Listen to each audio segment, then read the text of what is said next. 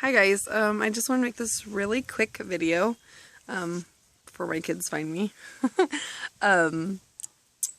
We went to the abortion mill today, and it was a really difficult day, mainly because it's always hard to go to the abortion mill. It's never easy, it never gets easy. I physically feel sick most of the time when I go. It's like I have to stand up spiritually against the attacks. Against our physical well-being, and today was pouring rain, so it made it really hard, but we knew that it was right to go. So it was hard. We didn't get to talk to as many people. A lot of people usually come out and smoke cigarettes and that kind of thing, and that's when we get an opportunity to really engage them. And so today there was very few people that even came out. I saw one girl crying. I didn't see her come back. They drove away, so I'm praying that was a save. There's a I say new security guard just because I haven't seen him. I'm not really sure how long he's been working there. Today's the first day that I actually got to see the security guard, and Mike talked to him very briefly. He made a comment about Mike's my husband. Sorry for those of you that don't know me. He made a comment about how he's protected idiots or something like that for a long time now, and how he will defend himself when he gets to his maker.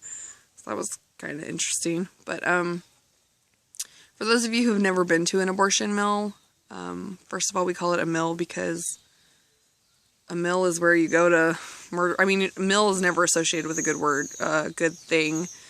Puppy mill, those kinds of things. Well, this is a place of death. It's not a good place. It's not a clinic. It's not where you go for help, or, urgent care or anything like this. This is a place people literally go to have their babies murdered.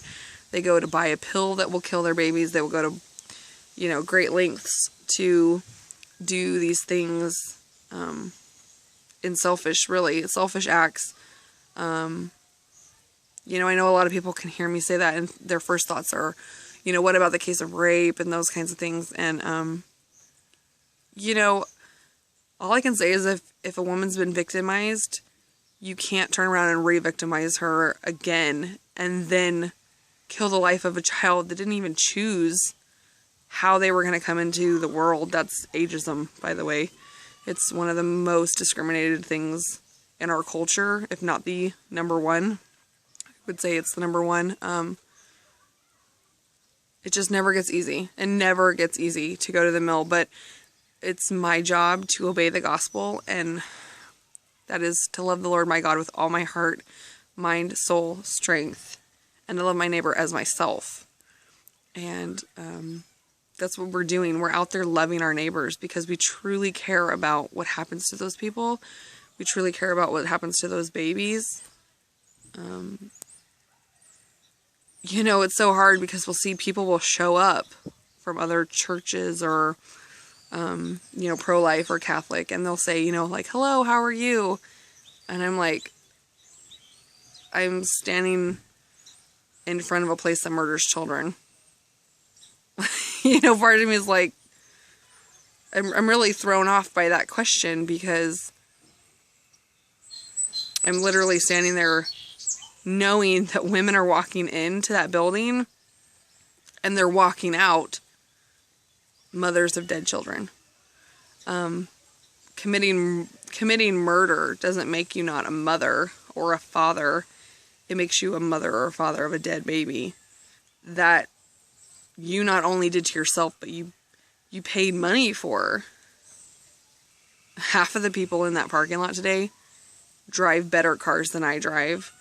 We got honked at, we got flipped off, but all in all, it was actually a really quiet day, and sometimes those are harder days because you don't know if you spread, you really got a chance to spread any seeds.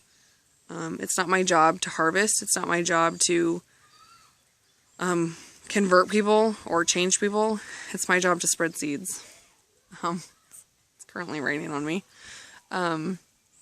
So I'm going to have to make this really quick, but, I just thought that for people that aren't there, it might be some good insight to hear, what it's really like at the mill. People know they're pregnant. There was a free ultrasound machine there.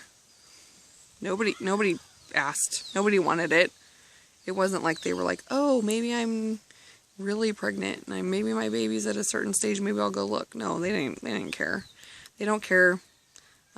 One guy and this one girl showed up, and we pleaded with them, and he turned around and he said, hey, it's already done, we're here for the checkup.